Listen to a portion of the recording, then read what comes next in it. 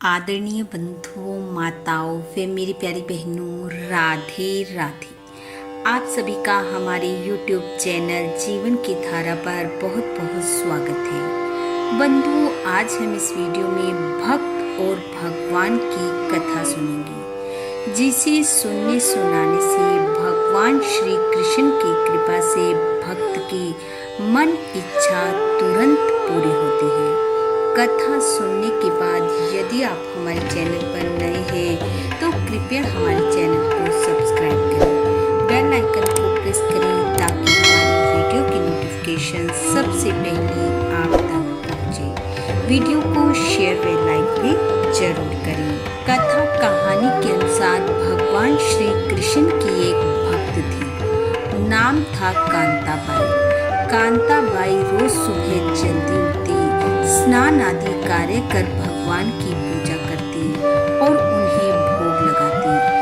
जो भोज्य पदार्थ उसके पास होता उसे वह भगवान को भेंट करती। उसका एक नियम पक्का था कि वह भगवान को एक फल हर रोज चढ़ाती और जब तक वह भगवान को फल अर्पित ना कर देती तब तक स्वयं भी कुछ ना खाती।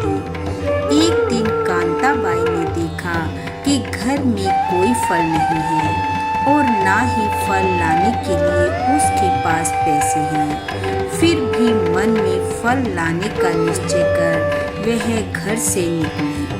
कुछ दूर चलने पर उसे एक ठेले वाला दिखाई दिया, जिसका ठेला फलों से लदा था।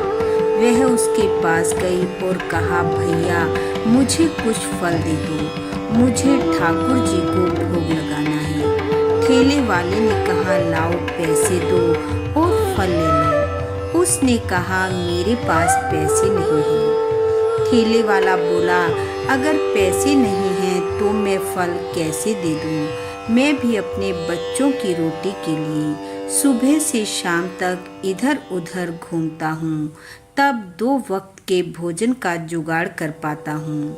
अगर मैं ऐसे मुफ्त में ही फल बांटता रहूँगा तो मेरे तो बच्चे भूखे मर जाएंगे। और ऐसा कहकर ठेले वाले ने कांताबाई को आगे बढ़ जाने को कहा, लेकिन वह अपनी जगह से टस से मस न हुई और बार बार फल की मांग करती रही।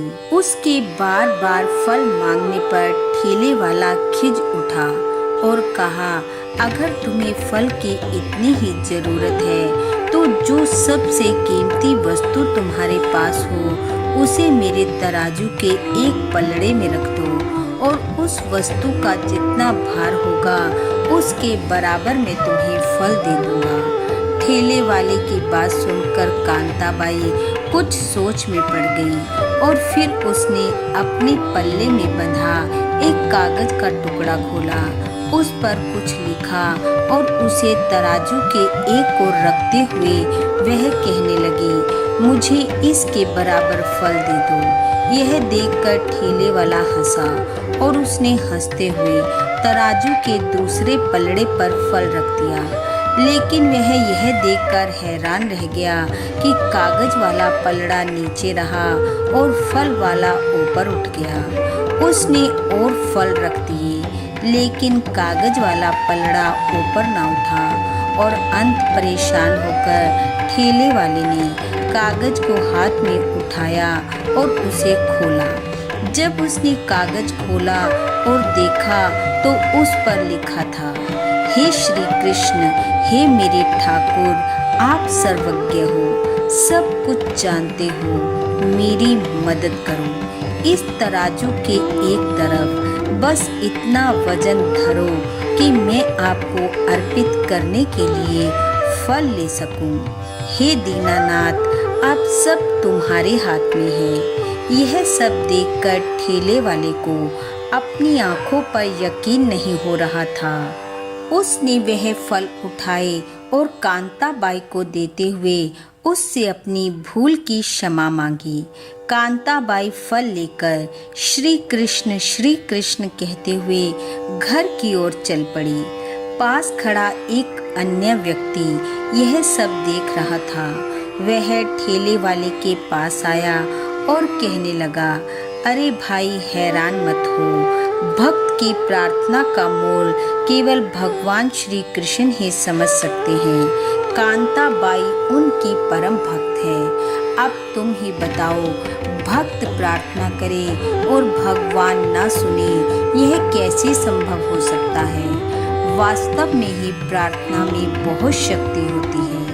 यदि प्रार्थना सच्चे हृदय से की जाए तो ईश्वर उसे अवश्य स्वीकार करते हैं। सच्चे हृदय से की गई एक क्षण की प्रार्थना को भी भगवान सुन लेते हैं और तुरंत भक्त की इच्छा को पूर्ण करते हैं। बोलो भक्त वत्सल भगवान की जय। बोलो भगवान श्री कृष्ण की जय।